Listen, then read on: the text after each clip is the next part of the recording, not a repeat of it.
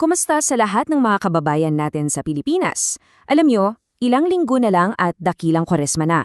Pero heto ang tanong, bakit natin hihintayin? Ngayong mismo ang pinakamagandang panahon para maghanda. Halina't alamin natin kung bakit. Para mas madali nating maintindihan, isipin nyo to parang mag-road trip lang.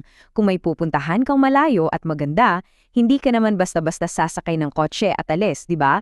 Siyempre, kailangan ng plano. At ganyan na ganyan din pala ang tingin sa Kwaresma. Hindi lang ito basta isang panahon ng pag-iiwas o sakripisyo.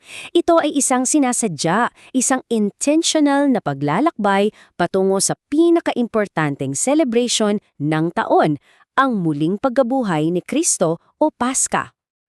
'Di ba, pag practical kang tao, hindi ka nagmamadali para sa isang mahabang biyahe. Hinihimay-himay mo 'yan.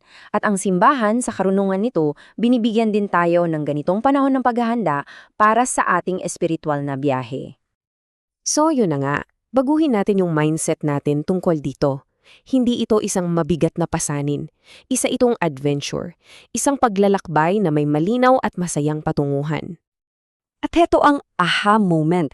Yung paglalakbay, hindi pa man nagsisimula ang mismong Kwaresma, start na. Ito yung planning phase natin at may dalawang kwento tayong gagawin ng gabay. Okay, unang hakbang sa pagpaplano, tungkol saan to? Tungkol to sa pagnanais, sa paghahanap. At ang perfect example para dito ay walang iba kundi ang kwento ni Zaccheo. Sino nga ba si Zaccheo? Isa siyang maniningil ng buwis. Mayaman? Oo, pero alam niyo yon, pakiramdam niya may kulang. He was a seeker. At hindi lang siya naghintay, gumawa talaga siya ng paraan para hanapin yung kulang sa buhay niya. So anong mapupulot natin sa kwento niya? Tingnan niyo, hindi sapat na aminin lang na okay, may problema ako. Katulad ni Zaccheo na talagang nag-effort at umakyat pa ng puno para lang makita si Jesus. Kailangan din natin gumawa ng mga totoong hakbang. At dito na pumapasok yung plano.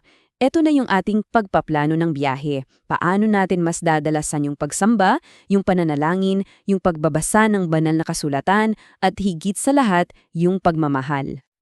Okay, so may plano na tayo, di ba? Ang susunod, kailangan natin ng tamang mindset para sa biyahe. At dito naman, papasok yung pangalawang kwento, ang kwento ng babaeng Kananea. Sobrang powerful ng aral mula sa babaeng ito. Ito ay tungkol sa pagtitiyaga, sa perseverance. Ang mensahe?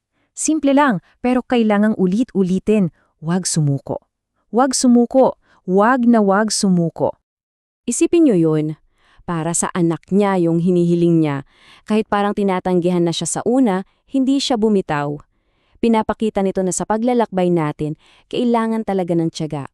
Dahil ang sagot ng Diyos, dumarating sa kanyang perpektong oras, hindi sa atin. Sige, alam na natin yung paano maghanda. Ngayon, pag-usapan naman natin yung bakit. Bakit ba mahalaga tong paglalakbay na to? Ano ba talaga ang tunay na kahulugan ng pag-aayuno? Eto, medyo nakakagulat na data. Alam nyo ba na 3 hanggang 5% lang pala ng mga Kristiyanong Orthodox ang nagsasagawa ng Kwaresma? Grabe, no? At madalas, ang dahilan ay dahil sa maling pag-unawa sa tunay na layunin nito. At dito na nakakatalo-talo, marami kasi ang tingin sa Kwaresma ay isang diet lang o isang malungkot na panahon ng paglilimita. Pero hindi. Ang Kwaresma ay tungkol sa kalayaan. Isa itong masayang paglalagbay pabalik sa Diyos. Kaya yung pag-iwas sa pagkain, isa lang yang tool. Ang totoong pag-aayuno, ayon mismo sa simbahan, ay yung pag-iwas sa kasamaan, pagkontrol sa dila, pagpigil sa galit, lahat ng mga bagay na naglalayo sa atin sa Diyos at sa ating kapwa. At hindi lang yan tungkol sa sarili. Ipinapaalala sa atin ni Propeta Isaias na ang makabuluhang pag-aayuno ay may kasamang gawa. Yung pagtulong sa kapwa, pagbabahagi ng pagkain sa nagugutom, pagkalinga sa mga nangangailangan. Doon yan nagiging totoo. Sa bandang huli, ano ba ang goal?